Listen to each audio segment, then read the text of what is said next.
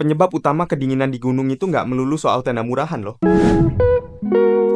Jangan lupa save video ini. Nabung-nabung dulu lah. Penting untuk kamu tahu yang namanya sleeping system dalam pendakian gunung. Sleeping system itu kombinasi antara teknik dan peralatan yang dipakai supaya kamu bisa tidur dengan nyaman dan anget walaupun dalam kondisi yang dingin di luar. Yang pertama, mulai dari sleeping bag dulu nih. Sleeping bag itu bahannya ada macam-macam. Ada yang bulu angsa, ada yang Dacron, ada yang polar. Semua punya ketahanan suhu tertentu. Aku nggak saranin kamu beli sleeping bag dengan bahan polar karena biasanya nggak terlalu efektif tuh. Biarpun paling murah, menurutku akan lebih baik kalau kamu nabung dulu buat beli sleeping bag bulu angsa atau Dacron. Ini bakalan jauh lebih nyaman buat kamu tidur. Nah, sleeping bag itu modelnya ada dua. Ada yang rectangular, itu bentuknya persegi panjang. Relatif lebih nyaman karena bentuknya yang lebar, jadi ruang gerak tidurmu itu lebih leluasa. Tapi sistem isolasi panasnya itu nggak seefektif sleeping bag mami. Dan kalau di packing lebih gede. Kalau sleeping bag mami, ya bentuknya itu kayak larva gitu loh. Didesain ngepres sama bentuk tubuh, jadi ruang geraknya terbatas buat tidur. Tipe mami ini lebih efektif memperangkap panas tubuh. Nah, setelah sleeping bag ada juga matras. Matras ini juga punya sistem isolasi panas. Kenapa kok penting? Tanah atau kerikil yang kamu tidurin di gunung itu dingin. Jadi kalau kamu pakai alas yang sembarangan ya kamu bisa kedinginan. Matras ini juga ada banyak jenisnya.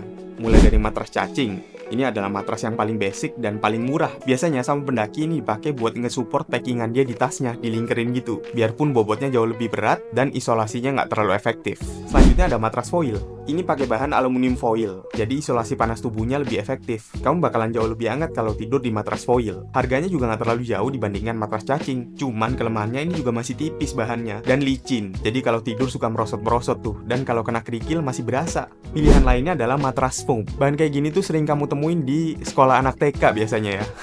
Paling affordable dengan kenyamanan tidur yang oke. Bahannya foam, ringan, dan nggak terlalu dingin. Cuman kelemahannya dia makan tempat. Jadi kebanyakan matras foam ini nggak packing di dalam tas, tapi di luar, diikat di belakang biasanya. Nah, yang terakhir ada matras tiup atau sleeping pad. Matras ini harganya paling mahal dibandingkan matras yang lain. Tidur paling empuk di matras ini, paling ringkes dibawanya. Kalau sistem isolasinya, ya tergantung dari harga. Pokoknya makin mahal, makin anget, dan makin ringan aja. Nah, di sleeping system yang terakhir adalah pakaian yang dipakai. Kamu jangan lupa tuh lengkapin semuanya, mulai dari base layer atas bawah, abis itu jaket mid layer, jaket outer, celana panjang, kaos kaki, dan gloves. Kamu bisa ngeliat alat-alat ini secara detail di konten-konten gue yang lain.